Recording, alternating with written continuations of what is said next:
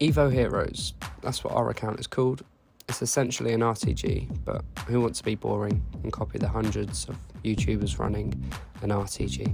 So our account will be based around the new Evolutions concept introduced this year. Now, do not worry if you're completely new to FUT and have no clue what Evolutions is, because I will endeavour to cover everything on this channel. That's another reason why we are starting now, rather than on the 22nd, because most of you won't get the early access version of the game. You won't get the FC points, and it's definitely helpful to have somebody showcasing how to get your account started without that injection of coins early on. Upon starting up the game, the absolute first thing all of you should be doing is sorting out your settings, visually, audio preferences, and most importantly gameplay. There are some settings that if left on will cause your game to lag or stutter. There are loads of videos out there suggesting the best settings to run. You might already have your own settings you know that works, but if not, copying these will work absolutely fine, guys. Now initially, picking your starter nation is really not that deep. I pick England because of the fact there are 4 different English leagues on the game, which is helpful for starter challenges, and it obviously has the potential for Prem players too, which is ideal for me because it's my favourite league. When picking your kits and badges, it is, however, super important to pick those that are rare gold. We'll have plenty of time later on to pick our favourite kits and deck out our club, but to start with we need coins, and rare gold items will obviously quick sell for the most. You'll get given your initial squad, which as you can see won't be anything special, but you should definitely try to work it around so that you can get the most chemistry. Even change of formation should help to get a few objectives started off early. Objectives and milestones really are your best friends with starting off. They give you coin and pack injections, which are vital when you can't afford to wipe your ass, let alone buy a squad. Once you've claimed any that you've earned, get those bad boys opened. I suggest it is best to keep on top of your club early on too, making sure you're discarding all bronze contracts, tifos, badges, kits, etc. All the clutter you know you don't like or that you won't use.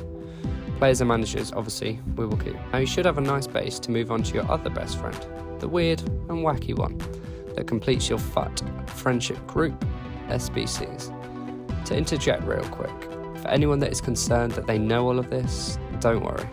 We won't need to go through everything in such detail going forwards, but initially, it is important to cater to all.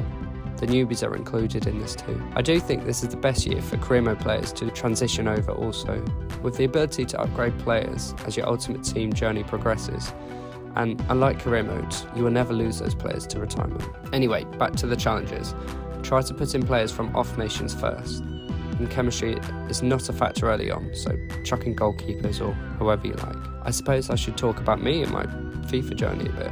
I've been playing FIFA since, maybe 06 on the Nintendo DS. Fuck, I feel old. I play for fun, guys. I do not abuse the meta, as I referenced earlier. I love watching and playing football, so that definitely creeps into my gameplay. You'll see lots of passing, high lines, and pretty much no defensive fullbacks. I just cannot seem to find any joy playing this game otherwise. I'm not the best player in the world, but definitely not the worst either. I've had weekend leagues where I've finished 11-1 and just stopped there, because for me, my mental health is definitely more important than getting a few more player picks.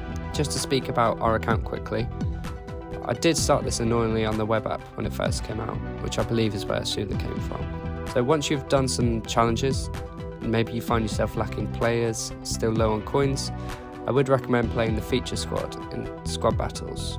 This will complete another objective and get you some match coins, which, as you will be seeing on your screens, we do use it to buy a few players for around 200 coins to complete the Foundation 5 challenges. Finishing this bags us 2 premium gold packs and a 2 rare gold player pack, which we don't get super lucky with, but again, it's very early on, and your aim is just to build that club up, improving slowly. So, at the end of today's episode, this is what we have.